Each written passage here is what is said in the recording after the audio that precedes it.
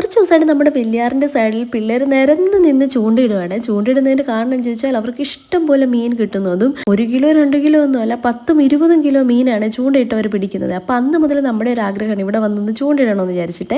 അപ്പോൾ ഒരു ദിവസം വൈകുന്നേരം ഞങ്ങളൊരു സ്പൈറൽ ചൂണ്ടയൊക്കെ ആയിട്ട് ഇങ്ങനെ വലിയാറ്റിനോട്ട് വന്നു. അവിടെ വന്നിട്ട് തീറ്റയൊക്കെ എടുത്ത് കുഴച്ച് അത് സ്പൈറൽ ചൂണ്ടയ്ക്കകത്തോട്ട് അങ്ങ് അമർത്തി വെച്ചിട്ട് ചൂണ്ട ആകാറ്റിലോട്ട് ഇടാനായിട്ട് തുടങ്ങി കേട്ടോ. നമ്മൾ ഓരോ പ്രാവശ്യം ഇടുമ്പോഴും ഉണ്ട് നമുക്ക് ഓരോ മീൻ വെച്ച് കിട്ടുന്നുണ്ടായിരുന്നേ. എനിക്ക് തോന്നുന്നു ഇതിനകത്ത് ഒരുപാട് കൊളുത്തുള്ളതുകൊണ്ട് ഒരുപാട് മീൻ കയറേണ്ടതാണ്. പക്ഷേ ഉണ്ടല്ലോ ഒരു മീൻ വെച്ചേ കയറുന്നുള്ളൂ. എനിക്ക് തോന്നുന്നു അതിൻ്റെ അകത്ത് വലിയ മീനായതുകൊണ്ടായിരിക്കും ഒരു മീൻ വെച്ച് കയറുന്നത്. എനിക്ക് തോന്നുന്നു, എനിക്കറിയത്തില്ല എന്താണെന്ന്. എന്തായാലും നമുക്ക് ഓരോ പ്രാവശ്യം ഇടുമ്പോഴും നമുക്ക് ഓരോ മീൻ കിട്ടുന്നുണ്ട്. അത് നല്ല അത്യാവശ്യം വലുപ്പമുള്ള മീനാണ്. ഈ മീനുണ്ടല്ലോ വിളഞ്ഞായതുകൊണ്ട് വറുത്ത് തിന്നാൻ നല്ല ടേസ്റ്റാണ്. അല്ലെങ്കിൽ ഇതിനകത്ത് ഭയങ്കര മുള്ളുള്ള മീനാണ്.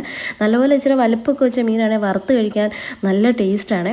അങ്ങനെ നല്ല പെട്ടയ്ക്കുന്ന തൂളി മീൻ നമുക്ക് ഓരോ പ്രാവശ്യം ഇടുമ്പോഴും കിട്ടുന്നുണ്ട് കേട്ടോ. അപ്പോൾ കിട്ടിയ മീനെല്ലാം നമ്മൾ ഈ വലയ്ക്കകത്തോട്ട് ഇട്ടിട്ട് ആറ്റിലോട്ട് തന്നെ ഇട്ട് എന്തിനാണെന്ന് ചോദിച്ചാൽ നമ്മൾ തിരിച്ച് പോകുമ്പോഴത്തേക്ക് നല്ല ഫ്രഷായിട്ട് നല്ല അടിപൊളിയായിട്ട് ഇരിക്കാൻ വേണ്ടിയിട്ടാണ്.